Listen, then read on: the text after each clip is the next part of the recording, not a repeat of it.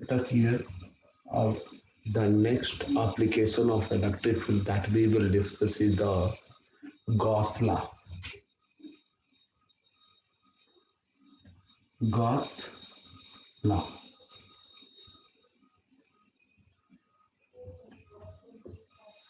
Here, if this is any closed surface, it may be sphere, this surface may be sphere, this surface may be cube, this may be cylinder, cone, or any surface, or any irregular surface, but this should be closed one.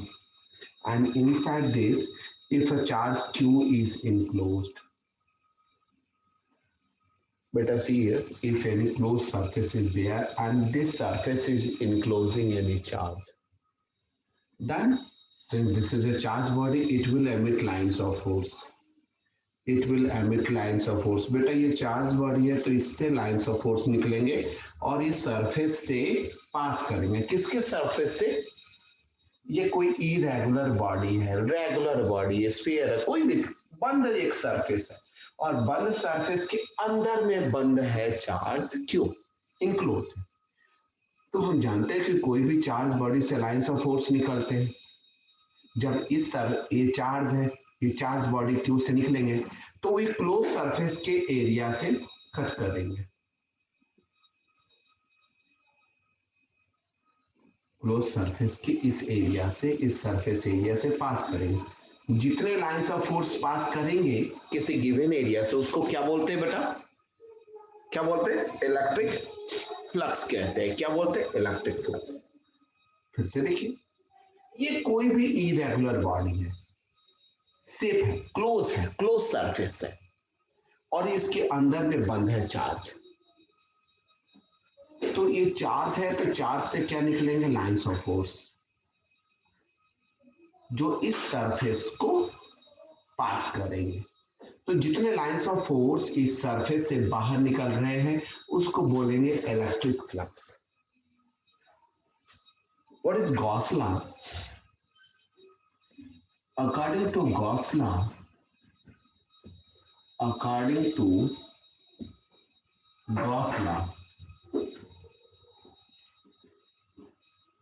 the total electric flux,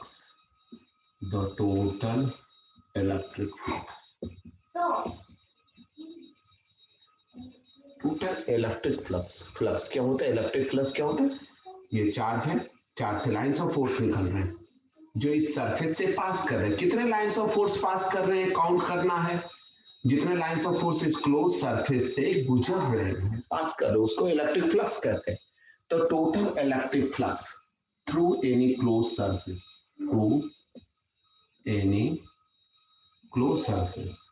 close surface किसके बराबर होता है? Is equals to 1 upon epsilon naught. 1 upon epsilon naught times 1 upon epsilon naught times the total charge enclosed by the surface.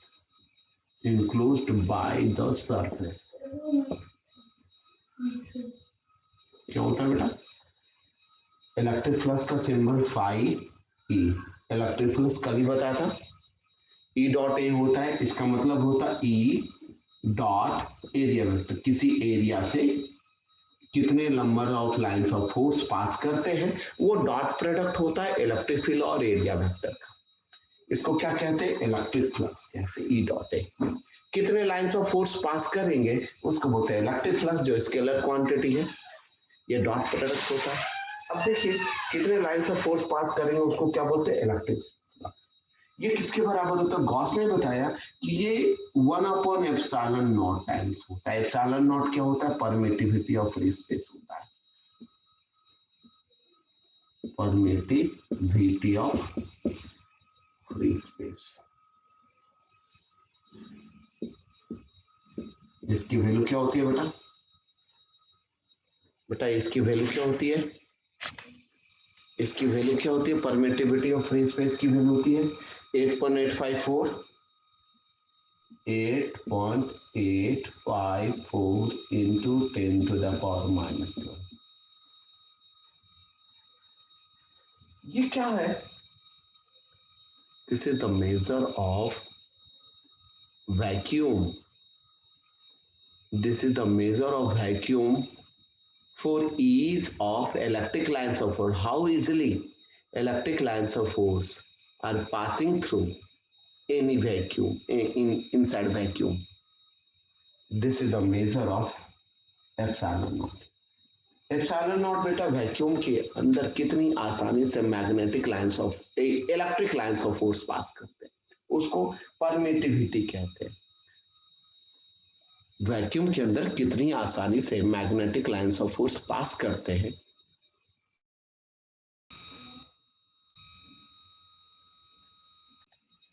तो magnetic lines of force किसी भी close surface किसी vacuum से कितनी आसानी से पास करते हैं, उसको मेजर करते हैं. इलेक्ट्रिक लाइंस ऑफ फोर्स कितनी आसानी से स्पेस से पास करते हैं, उस ईज को कहते हैं परमिटिविटी ऑफ फ्री स्पेस. और यही चीज अगर मैग्नेटिक लाइंस ऑफ फोर्स के लिए हो जाए तो उसे बोलते हैं परमिएबिलिटी. जो हम मैग्नेटिक फील्ड में पढ़ेंगे उसे म्यू नॉट से रिप्रेजेंट करते हैं. इसे बाद में पढ़ेंगे जब हम मैग्नेटिज्म चैप्टर में मैग्नेटिक इफेक्ट ऑफ करंट के बारे में डिस्कस करेंगे. Here epsilon not, what is the symbol? Epsilon naught. This is the measure of ease with which electric lines of force can move through space through vacuum, and its value is 8.854 into 10 power minus 12. So according to Gauss, if any closed surface is enclosing charge, then how many lines of force that crosses through this closed surface is equals to 1 upon epsilon naught times the charge enclosed. What is the charge enclosed? Q enclosed is Q. So charge which is present inside the closed surface. So it is Q upon epsilon naught. So what is the value of electric flux? Electric flux will be, what is the charge present inside? Q by epsilon naught. This is what? This is Gauss law. This is Gauss law. अब देखिए बेटा इसके बहुत सारे application है. उससे पहले हम इस गॉस लॉ का प्रूफ देख ले रहे हैं. Proof of Gauss law. Proof of Gauss law कि ये वैल्यू ये आया कैसे, क्यू बाई एप्सिलॉन नॉट कैसे आया, क्यू बाई एप्सिलॉन नॉट कैसे आया. Proof of Gauss law.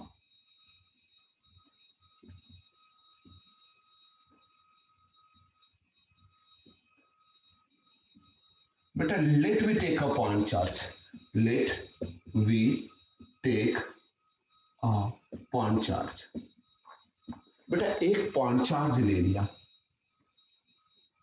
Plus Q and let we take a distance r and let we take a point P inside the electric field.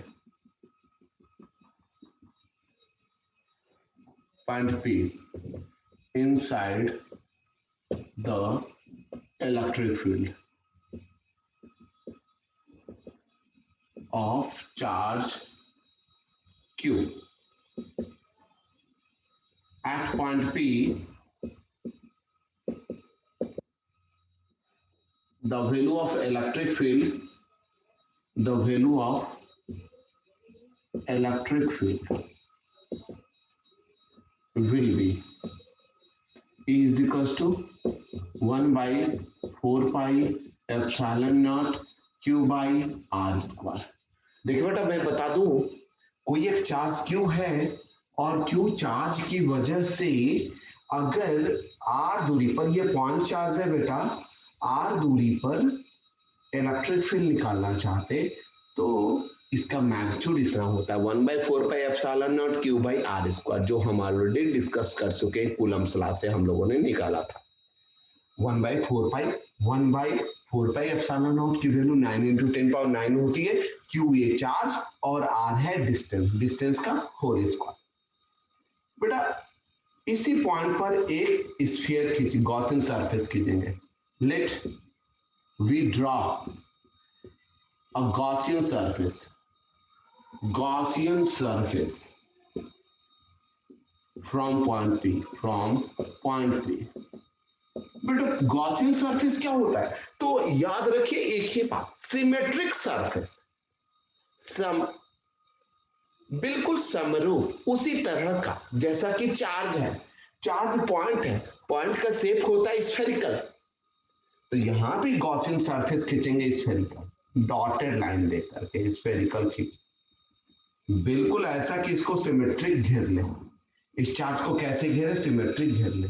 ये point charge है, point charge का shape होता है spherical, point का shape होता है spherical, तो Gaussian surface भी जिस पॉइंट पर इलेक्ट्रिक फील्ड निकालना है, ये मालूम है हमें इतना है, यहाँ पर एक गॉसियन सरफेस खींचेंगे और वो भी स्फेरिकल, जैसा चार्ज स्फेरिकल तो गॉसियन सरफेस भी spherical.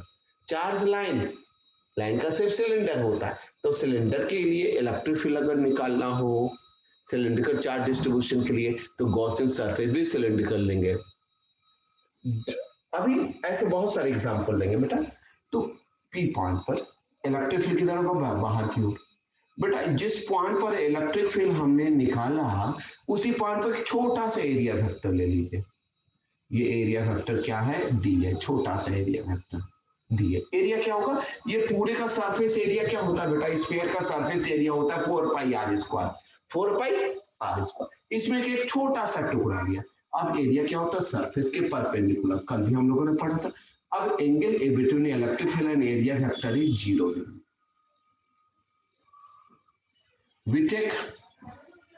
we take a small area vector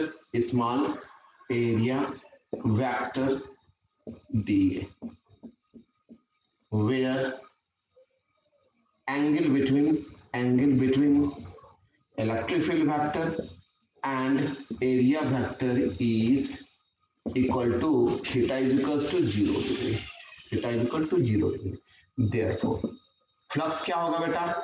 क्योंकि एरिया वेक्टर छोटा है तो यहां से जो लाइंस ऑफ फोर्स निकलेंगे केवल यहां से क्रॉस करेंगे। ये तो अभी बहुत सारा एरिया वेक्टर बाकी है, इससे लाइंस ऑफ फोर्स निकलेंगे चारों ओर से जाएंगे। हम केवल इस छोटे से एरिया की बात करेंगे, इससे जाएंगे तो इस पूरे स्फीयर से गुजरेंगे, इस पूरे स्फीयर से पास करेंगे। हमने एक छोटा सा केवल टुकड़ा लिया तो इससे कितने पास करेंगे? यहाँ जो इलेक्ट्रिक फील्ड है into area vector D, electric flux is equal to E into D. अब बेटा दोनों साइड हमने छोटा टुकड़ा दिया, पूरा फ्लक्स निकालना है to find D. Cos theta होता है ना बेटा, E A cos theta, cos 0 degree, क्योंकि जिस डायरेक्शन में इलेक्ट्रिक फील्ड है उसी डायरेक्शन में एरिया वेक्टर, प्लेन के perpendicular area vector. Electric field भी इसी डायरेक्शन में, एरिया वेक्टर भी इसी डायरेक्शन में, तो एंगल 0, कॉस 0 की वैल्यू होती है 1, तो ये हो जाएगा फाई डी फाई। ये क्या होगा बेटा? D phi. D phi is equal to होगा ई इंटू डी। कॉस 0 की वैल्यू होती है 1, 1 से मल्टीप्लाई करेंगे कोई फर्क नहीं पड़ेगा।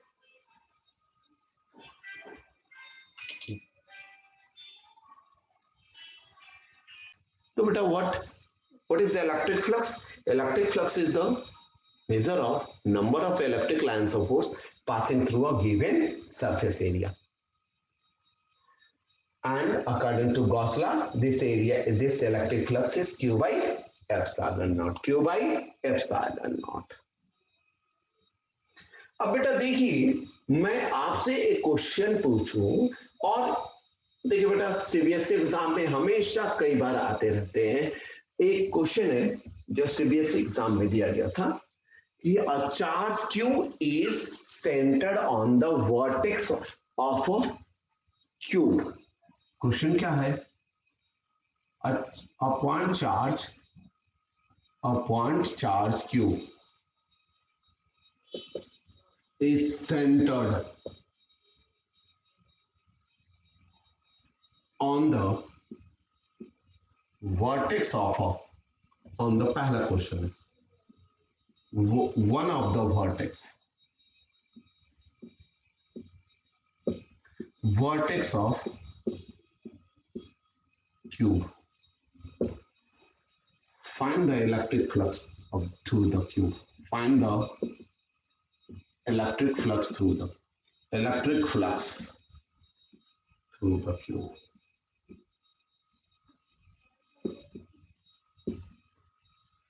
बेटा आपको क्यूब बनाना है, क्यूब बनाइए। और पॉइंट चार्ज की बात की जा रही है तो पॉइंट चार्ज अभी बताया पॉइंट स्फेरिकल शेप का होता है। बेटा आप अपने घर में ईंट लाइएगा, ईंट को ला करके क्या करना है, इस कोने को आपको छिपाना है। कितने ईंट पड़ेंगे जरूरत, एक ईंट इसके बगल में लगाएंगे, एक ईंट इस साइड में लगाएंगे, एक ईंट इधर लगाएंगे, यानी कि 4 ईंट नीचे आपको लगाना पड़ेगा। ऐसे करके एक ईंट ये हो गया इस कोने को, और 4 ईंट उसको ऊपर से रखना पड़ेगा, तब ये कोना छिप जाएगा। बेटा देखिए ऊपर वाले इस कोने को छिपाना है, तो ये मानिए कि एक ईंट हो गया, इस कोने को छिपाना है तो 4 ईंट नीचे, इसके बगल में इधर इधर इधर 4 ईंट हो गए, और उसके ऊपर 4 और 4 हो गए 8। अब ये जो स्फीयर होगा 8 ईंट के अंदर होगा। It means if there is a one cube, if you have to hide these corners, you have to just connect other 8 types of similar cubes, then this will be hide inside it. तो बेटा और we can see that, तो इस total sphere का कितना part एक ईंट के अंदर होगा, 8 ईंट के अंदर इक्वली है, एक ईंट के अंदर 1/8 पार्ट होगा। बेटा आप ऐसा करके एक्सपेरिमेंट करेंगे, घर में एक क्यूब लीजिएगा, इस क्यूब के अंदर एक आलू का कोने को रखिएगा, देखिएगा ये कितना पोर्शन इस एक क्यूब के अंदर रहता है, आलू का सेंटर, या एक ऑरेंज ले लीजिएगा। बेटा जब इसको यहाँ रखेंगे तो इसके वॉल्यूम को देखेंगे तो इसका टोटल पार्ट का 1/8 पोर्शन ये अंदर होगा। अभी हम यानी कि 1/8। बेटा ये केमिस्ट्री में भी है, कोई भी बॉडी एटम अगर एक कॉर्नर्स पर है then only 1/8 portion of its total volume is inside the cube. बेटा फेस सेंटर हो तो हाफ पार्ट अंदर है, एज सेंटर हो तो 1/4। तो बेटा अभी इस क्वेश्चन में क्या है, a point charge q is centered on one of the vertex। बेटा एक कोने पर है चार्ज क्यू, और वो भी चार्ज कितना है, पॉइंट चार्ज क्यू, ये क्यू यहाँ पर है, तो कितना पार्ट इस क्यूब के अंदर है, Q/8 पार्ट अंदर है। क्वेश्चन क्या है, find the electric flux. Electric flux का formula charge enclosed upon epsilon. कितना पार्ट अंदर है, कोने पर है तो 1/8 पार्ट क्यूब के अंदर होगा, Q/8 पार्ट अंदर है, तो भाई एप्सिलॉन नोट कर दो, हो गया इलेक्ट्रिक फ्लक्स आ गया। तो total electric flux through the cube will be 1/ε0 times charge enclose. Charge का कितना पार्ट अंदर है इस क्यूब के अंदर, 1/8 पार्ट, Q/8 ε0। बेटा अगर यही क्वेश्चन ऐसा रहता, Q is centered and is on one of the edge, बेटा यहां पर एज पर, ये बताइए एज, तो यहां कितना पार्ट होगा, 1/4 पार्ट, क्योंकि बेटा एज को छुपाना हो तो इसके बगल में एक एंड इधर और उधर 4 एंड चाहिए, यानी कि चारों के अंदर इक्वल पार्ट, एक एंड के अंदर कितना पार्ट होगा, 1/4 पार्ट, तो ये आंसर होता है 1/4 Q/4 एप्सिलॉन। बट यही रहता if one of the is present on one of the face of the cube, it means face centre है, चार्ज इज फेस सेंटर। तो बेटा आपने केमिस्ट्री में भी पढ़ा हुआ है कि कोई भी एक, या ऐसे सोचिए बेटा एक आलू लीजिए, उसको 20 से काटिए, आधा पोर्शन अंदर आधा पोर्शन बाहर, बेटा बिल्कुल सेंटर है सरफेस पर, तो आधा हेमिस्फीयर अंदर है आधा बाहर है, तो फेस सेंटर का मतलब टोटल वॉल्यूम का, आलू समझ रहे, आलू को अगर 20 से काटेंगे तो हेमिस्फीयर मिलेगा, सेंटर यहां रहना चाहिए, आधा अंदर क्यूब इसके अंदर, और आधा बाहर। तो कितना पोर्शन अंदर है? टोटल वॉल्यूम का हाफ पार्ट आगे अंदर। तो what is the total charge enclosed inside? That is half portion. So if a charge is centered on one of the face of the cube, then we can say that one half of the total charge is enclosed inside the cube. So the total electric flux will be how much charge enclosed by the closed surface, by the cube. Here the closed surface is a cube. So how much charge is inside? Q by 2. So Q by charge enclosed upon epsilon. Q by 2 epsilon naught. So flux will be Q by 2 epsilon naught. Q by 2 epsilon naught. But one question is given in your NCERT book that there is a square shaped figure. There is a square shaped figure is there of edge length A. Of edge length A. Now from the center to a perpendicular distance, just vertically upward, there is a charge Q at a see it, just like this. This is a plane of the square shaped figure, and from there, what is the edge length of the square shaped figure is A. Now from the center at a distance of A by 2, at a distance of A by 2, at a perpendicular distance of A by 2, a charge is there Q. What is the magnitude of this charge? Q. What is the total flux through the cube? Find the electric flux through the cube. Find the electric flux through the this square shaped figure. Find the electric flux through the square shaped figure. Square shaped figure. But once again see, there is a square shaped figure of edge length A. From the center of this square shaft at a distance of A by 2, we place a charge Q, positive charge. Now the question is that how much this distance is? A by 2. Question is, find the electric flux through this square shaped figure. But how we can find? Can you think? We will first think about the Gauss law.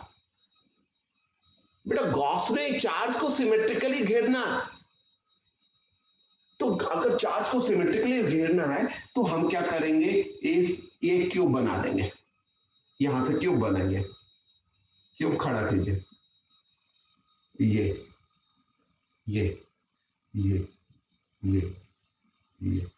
Charge आ गया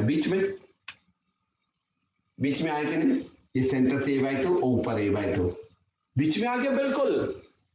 बेटा ये charge तो गिर गया। अब जब ये बिल्कुल सेंटर में आ गया तो क्या करना है, सॉल्यूशन में क्या लिखना है? Draw a Gaussian surface, draw a cubical Gaussian surface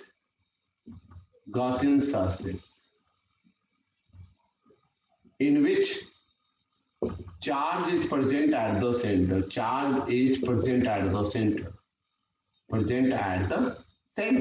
बेटा ये तो सेंटर में आ गया क्योंकि A by 2 दूरी, तो बिल्कुल क्यूब का सेंटर फेस के सेंटर से A by 2 दूरी बीच में होता है, एट द सेंटर। बेटा सेंटर यानी कि पूरा चार्ज अब तो अंदर आ गया, देयरफॉर टोटल इलेक्ट्रिक फ्लक्स क्या होगा बेटा? Q by एप्सिलॉन नॉट होगा। बेटा हमने तो इस सरफेस का बनाया ना क्यूब, तो ये पोर्शन जो है दिस सरफेस, वो ऐसे ऐसे कितने फेस को मिलाकर क्यूब बना? 6। क्यूब में कितने फेसेस होते हैं? 6।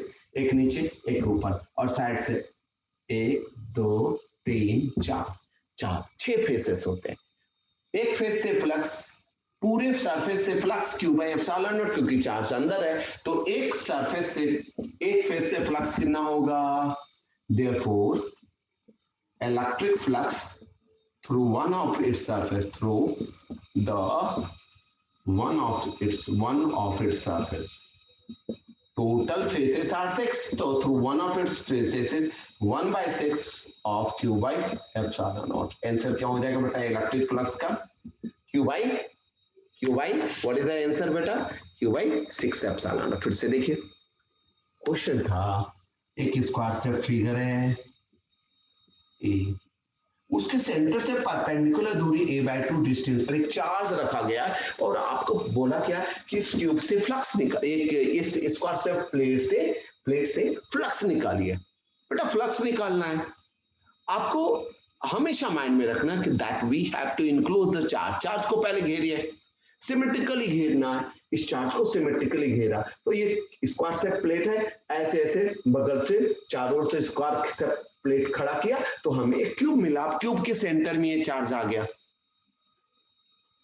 बिल्कुल सिमेट्रिकली, ये सेंटर में आ गया तो ये क्यूब ने पूरी तरह से पूरे चार्ज को घेर लिया, तो चार्ज इनक्लोजेस कंप्लीटली क्यूब, तो टोटल फ्लक्स गॉस लॉ से क्या क्यू अपॉन एप्सिलॉन नॉट होगा। ये क्यूब जो सरफेस बना उसके केवल एक सरफेस से ही तो हमें फ्लक्स निकालना है, तो क्यूब में कितने फेसेस होते हैं बेटा? 6, तो एक सरफेस से फ्लक्स कितना होगा? q by 6 epsilon not, q by 6 epsilon not. This is the answer of electric flux through the square shape plate. बेटा our next topic is electric field due to plane sheet charge distribution, plane sheet charge distribution, charge distribution, and plate is uniformly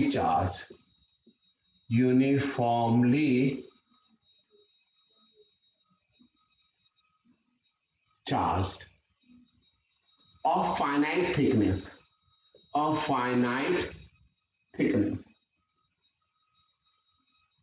याद रखिए बेटा ये plate है और plate के बेटा अगर चार्ज है तो चार्ज क्या होगा बेटा? चार्ज एक इस सरफेस पर होगा, सामने वाले सरफेस पर होगा प्लेट के, और दूसरा इस पीछे वाले सरफेस पर चार्ज होगा, इन दोनों सरफेस पर चार्ज होगा। इसकी थिकनेस फाइनाइट है, यानी कि plate have 2 surfaces, finite thick plate. अगर इनफाइनाइट थिन प्लेट की बात होगी तो केवल एक पेज की तरह प्लेट होगा, और एक पेज की जैसा होगा तो सरफेस एरिया एक ही होगा, दोनों हो इतना पतला कि केवल एक ही सरफेस पर चार्ज रहे, दूसरा तो है ही नहीं क्योंकि बहुत पतला। लेकिन यहां अभी आप फर्स्ट केस क्या पढ़ रहे हैं बेटा? Infinite plate sheet charge. ये प्लेन शीट चार्ज कैसा है? जिसकी फाइनाइट थिकनेस है, थिकनेस क्या है? फाइनाइट है। इस तरह का प्लेट हमने बना दिया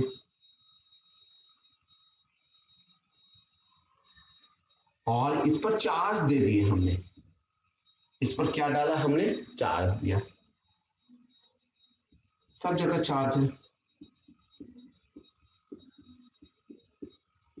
लेकिन ये तो finite thick plate plane sheet है तो थोड़ा सा मोटा है, 2 सरफेस बनेंगे, तो आगे वाले सरफेस पर भी चार्ज होगा और पीछे वाले सरफेस पर भी चार्ज होगा। अगर आगे वाले सरफेस पर भी रहा तो लाइंस ऑफ फोर्स तो सरफेस के परपेंडिकुलर निकलते, ऐसे निकलेंगे, ऐसे, इस तरह से हमने रखा हुआ है, ऐसे भी निकलेंगे और पीछे वाले सरफेस से भी ऐसे निकलेंगे। देखिए पीछे वाले सरफेस से परपेंडिकुलर निकलेंगे, ऐसे सरफेस के परपेंडिकुलर निकलते, ये पूरी बॉडी पर चार्ज है, सरफेस पर चार्ज है, तो सरफेस के परपेंडिकुलर निकलेंगे, तो लाइंस ऑफ फोर्स ऐसे निकल रही, पिछले वाले सरफेस से ऐसे निकलेगा बेटा, ऐसे निकलेगा, इस तरह से निकलेगा। It means lines of force will always originate perpendicular to the surface. अब बेटे देखिए, let me take a point P। यहाँ इस प्लेन से चार्ज डिस्ट्रीब्यूशन की वजह से let we want to find electric field at point P. Let we take a point P. Let we take a. But first of all, if charge is distributed, now sigma is the charge present on unit surface area. What is sigma? Charge present on unit surface area of the plate. Unit surface area of the plate. But charge present Q. और present on unit area, इसको sigma कह रहे हैं. तो unit क्या होगा? Charge का coulomb, area का per metre square.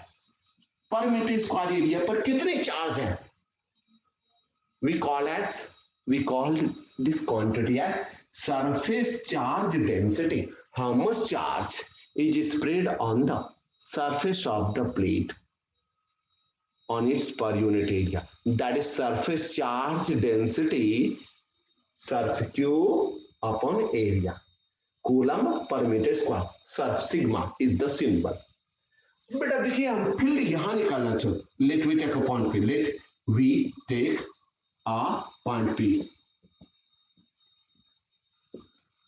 Where we want to find electric field. Find electric field. इस जगह पे इस पॉइंट पे निकालना चाहते हैं. तो बेटा ये according to Gauss law we will draw a Gaussian surface. ये सिलेंड्रिकल गॉसियन सरफेस ड्रॉ करेंगे. पाइप इसके अंदर से गया और केवल यहां नहीं रुका, इसके अंदर से इस साइड से निकलेगा. ये इलेक्ट्रिक लाइंस ऑफ फोर्स को अभी मैं रब कर रहा हूं, नहीं तो दिखेगा कुछ भी नहीं. ये इसके अंदर से जाएगा और इस साइड से निकलेगा. प्लेट का टोटल एरिया है ए. हमने केवल अभी इसके छोटे से पार्ट की बात कर रहे हैं, डीए पोर्शन की बात कर रहे हैं. तो इसके सामने वाला ये इस पोर्शन का भी एरिया क्या हो जाएगा? DA. Plate what is the direction of electric lines of force along this one? Because the surface is this. Lines of force will originate and passes perpendicular to the surface. So direction of area vector and electric field vector will be same. Direction of electric field vector and area vector will be same. बेटा यहाँ angle क्या हो जाएगा? 0 degree. अब देखिए lines of force तो plate के perpendicular ही जा रहे हैं. तो इस एंड से ही केवल लाइंस ऑफ फोर्स पास करेंगे, इससे तो नहीं पास करने वाले क्योंकि कर्व सरफेस. अभी हमने गॉसियन सरफेस दिखाया cylindrical. This is Gaussian surface. Gaussian surface is cylindrical. Gaussian surface is cylindrical. यह हमने क्या देखा कि बेटा लाइंस ऑफ फोर्स इधर से भी जाएंगे और इधर से आकर के यहां से भी पास, क्योंकि पिछले से भी जैसा मैंने बोला दो सरफेस है. ये कैसा प्लेट चार्ज है? प्लेट कैसा है बेटा? फाइनाइट थिक प्लेट है. तो इसके दो सरफेस होंगे, एक ये सरफेस होगा पिछला वाला. तो पिछले वाले सरफेस से भी लाइंस ऑफ फोर्स ऐसे पास करेंगे. तो यहां भी इलेक्ट्रिक फील्ड का डायरेक्शन इधर होगा और इसका एरिया वेक्टर अब सरफेस, जो भी एरिया वेक्टर लेते हैं बेटा सरफेस के perpendicular and point outside. So here outside area vector is D this side. Again here angle is 0 degree. But lines of force will passing along this direction. So if you are taking any area vector over the curved surface, then here area vector will be along this. So here the angle is 90 degree. EA cos 90 degree. But today also we have discussed that when the angle between the electric field vector and area vector is 90 degree, EA cos 90 is 0. No flux will link through the curved surface. Why? Because lines of force जब बेटा ऐसे चल रहे हैं तो इस surface को तो पास करने का सवाल ही नहीं होता. तो through the cylindrical Gaussian surface, no electric flux. Gaussian surface को बेटा डॉटेड लाइन से रिप्रेजेंट करते हैं. ये जो सिलिंड्रिकल गॉसियन सरफेस है इसकी कर्व सरफेस से कोई भी लाइंस ऑफ फोर्स नहीं पास होगा. जब ये पास करेंगे इस एंड ऑन, इससे और इससे पास होंगे कर्व सरफेस से क्यों नहीं पास होंगे? Because the angle between the electric lines of force and area vector surface के परपेंडिकुलर ऑलवेज 90 डिग्री. ये cos 90 degree 0, so no flux will link through the end on surface. So what we'll write here, electric flux will link only through the end on surface of the cylinder, end on surface of the Gaussian surface, not through the curved surface, not through the curved surface.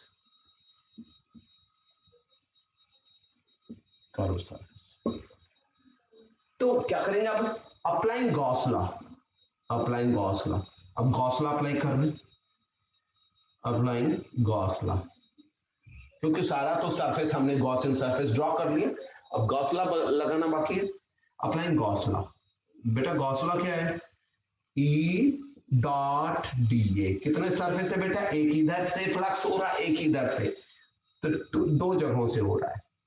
Charge इस पूरे Gaussian surface के अंदर एक इस surface पर भी है और ये प्लेट है बेटा फाइनाइट थिक, तो इस साइड में भी है और पिछले वाले सरफेस पर भी चार्ज है. तो 2 charge enclose 2 into area is dA, 2 area over this portion and on unit area how much charge present? sigma. बेटा देखिए इस प्लेट का एरिया क्या हो गया? dA. इसके पीछे वाले प्लेट पर भी होगा dA, 2 सरफेस एरिया, और यूनिट सरफेस एरिया पे कितना चार्ज? सिग्मा. तो टोटल चार्ज इस गॉस सिलिंड्रिकल गॉसियन सरफेस के अंदर में जो बंद है, एक इस सरफेस पर, इसका पिछले वाले सरफेस पर, 2 dA sigma upon epsilon not. अब बेटा इस इक्वेशन को हमें इंटीग्रेट करना पड़ेगा क्योंकि पूरे प्लेट का लेना है. पूरे प्लेट का एरिया है A, तो क्या करेंगे? Integrating average. ये क्या हो गया? Total electric flux. फ्लक्स एक यहां से भी हो रहा है, एक यहां से भी, तो फ्लक्स स्केलर क्वांटिटी है बेटा, इधर भी हो रहा है, इधर भी हो रहा है, दोनों को जोड़ दिया. 2 dA, 2 E into dA, E into dA, E into dA, scalar quantity, इसलिए जोड़ दिया हमने. नो, तो by integrating above equation, integrate क्यों किए बेटा? क्यों इंटीग्रेट करेंगे? क्योंकि हमें पूरे प्लेट का एरिया से लेना है. पूरे प्लेट की एरिया है A. पूरे प्लेट की एरिया है क्या बेटा? A. पूरे प्लेट की एरिया है A. इस इक्वेशन में 2E dA 0 to A, यहां भी 2 dA sigma epsilon not dA, पूरे प्लेट का एरिया 0 से A क्या हो जाएगा बेटा? 2A is equals to 2 sigma A upon epsilon. बेटा dA का इंटीग्रेशन A, 0 से A माइनस 0, A बचा, यहां भी A. अब क्या क्या कटेगा?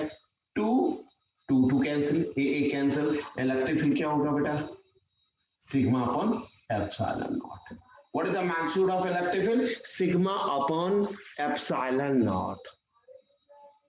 Sigma upon epsilon not.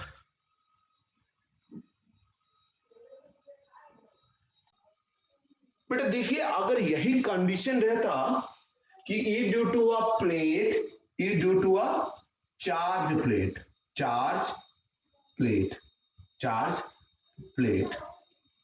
of infinite thin, charge plate which is infinite thin. बेटा बहुत पतला प्लेट है तो इसके केवल एक सरफेस होंगे. अब 2 सरफेस नहीं होंगे, जैसा कि मैंने बताया था, बिल्कुल पेज की तरह पतला. तो चार्ज अब इतने पतले प्लेट पर चार्ज तो चाहे इधर रहे चाहे पीछे रहे, चार्ज का सरफेस एक ही बना. तो यहां पर इस इक्वेशन में due to infinite thin plate, charge तो एक ही सरफेस पर काउंट होगा क्योंकि बहुत पतला है. चार्ज जो इधर है वही पीछे है, तो यहाँ पर 2 से मल्टीप्लाई नहीं करेंगे, यहाँ 2 से मल्टीप्लाई नहीं करेंगे और होगा ये 2 नीचे चलाएगा, electric field sigma upon 2 epsilon not, यानी कि अब हाफ हो गया, जो पहले था सिग्मा अपॉन एप्सिलॉन नॉट, अब इलेक्ट्रिक फील्ड क्या होगा sigma upon 2 epsilon not. So from here what we come to the conclusion that if the thickness of the plate will be infinite thin, then the plate have only one surface because that plate is very thin. So that's why if you given charge on any one surface, then the same charge will be present on the back side. No two surfaces are present.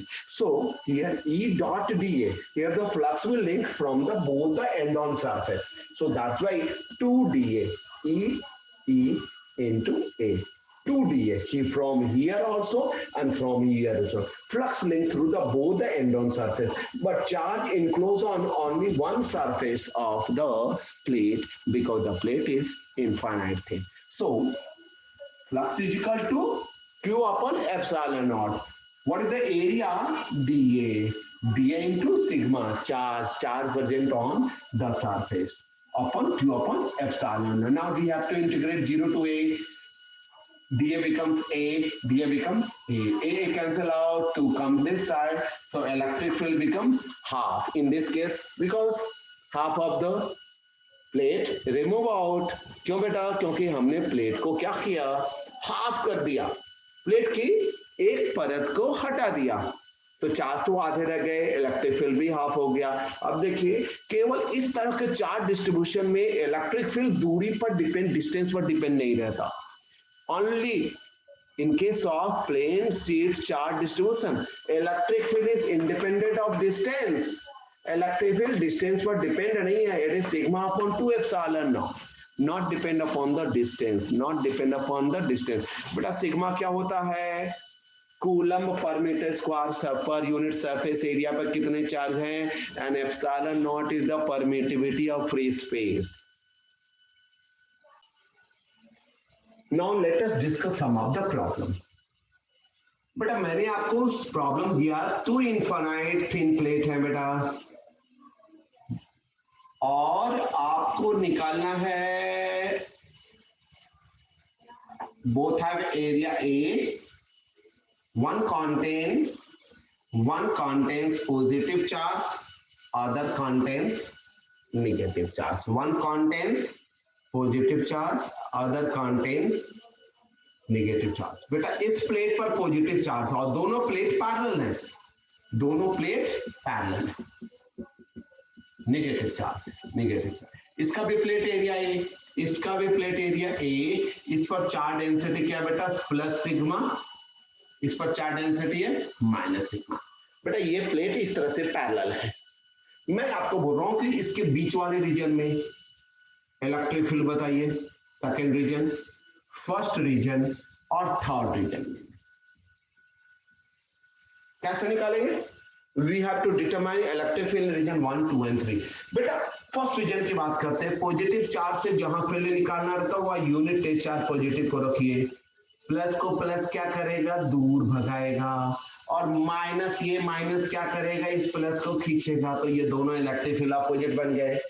बेटा अभी बताइए, अभी just बताया हमने, due to plus sigma electric field इधर की ओर sigma upon 2 epsilon nought, और due to negative charge pass की ओर sigma upon 2 epsilon nought. Plus minus नहीं लगता, पहले भी बताया मैंने, नेगेटिव चार्ज की वजह से पास की ओर और पॉजिटिव चार्ज से उससे दूर की ओर, ये दोनों अपोजिट बन गए.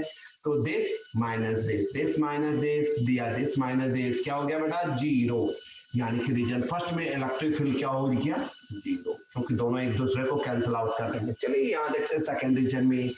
इस पॉजिटिव चार्ज से यहाँ यूनिट पॉजिटिव चार्ज को रखिए, पॉजिटिव को रिपेल और पॉजिटिव को नेगेटिव अट्रैक्ट, ये दोनों फील्ड सेम डायरेक्शन में हो गए. फिर से देखिए, जिस पॉइंट पर निकालना होता है यूनिट पॉजिटिव टेस्ट चार्ज को रखते हैं, प्लस को क्या करेगा जल्दी बताइए? रिपेल करेगा और फील्ड का डायरेक्शन इधर होगा, और ये माइनस चार्ज क्या करेगा? इस यूनिट पॉजिटिव चार्ज को खींचेगा, इसका भी डायरेक्शन इधर, दोनों सेम डायरेक्शन में. यानी कि दोनों का field sigma upon 2 epsilon not, इसकी वजह से सिग्मा अपॉन 2 एप्सिलॉन नॉट. और इसकी वजह से सिग्मा अपन 2 एप्सिलॉन नॉट, दोनों का डायरेक्शन सेम तो जोड़ दिया, इन दोनों को जोड़ा तो सिग्मा अपॉन फील्ड क्या आ गया, sigma upon 2 epsilon not, 2 sigma 2 to cancel, sigma upon epsilon not होता है बेटा दोनों प्लेट के बीच में। बिल्कुल याद रखेंगे, कैपेसिटर अभी पढ़ेंगे वहां दोनों प्लेट के बीच में फील्ड को याद रखेंगे, सिग्मा अपॉन एप्सिलॉन नॉट होता है। फिर यहाँ की बात कर रहे हैं बेटा, निगेटिव प्लेट्स की वजह से क्या करना है, यहाँ प्लेट फील्ड निकालना है, तो यहाँ ये एक छोटा सा पॉजिटिव चार्ज को रखते हैं, निगेटिव क्या करेगा, खींचेगा इलेक्ट्रिक फील्ड इधर की ओर, sigma upon 2 epsilon nought. Positive क्या करेगा, इससे रिपेल करेगा, 2 सिग्मा अपॉन 2 एप्सिलॉन नॉट। फिर ये दोनों इक्वल एंड अपोजिट बन गए, यहाँ भी फिर से फील्ड जीरो, यानी कि रीजन थर्ड में भी फील्ड बनेगा। So from here what we concluded, if we take two parallel plates, one containing positive, another containing negative, तो दोनों प्लेट के बीच में if the both the plate have same area, same dimension, given equal charge, similar surface charge density, then electric field will only exist between the plates of the couple, between the दोनों plate के बीच में electric field exist करेगा, इधर भी cancel out और इधर भी, दोनों प्लेट के इस साइड में और इस प्लेट के इस साइड में, दोनों प्लेट के बाहर वाले रीजन में क्या होगा बेटा, फील्ड कैंसिल आउट, जीरो हो जाएंगे, केवल दोनों प्लेट के बीच में फील्ड एग्जिस्ट करेगा। बेटा आज का टॉपिक हम यही रहने देते हैं बेटा।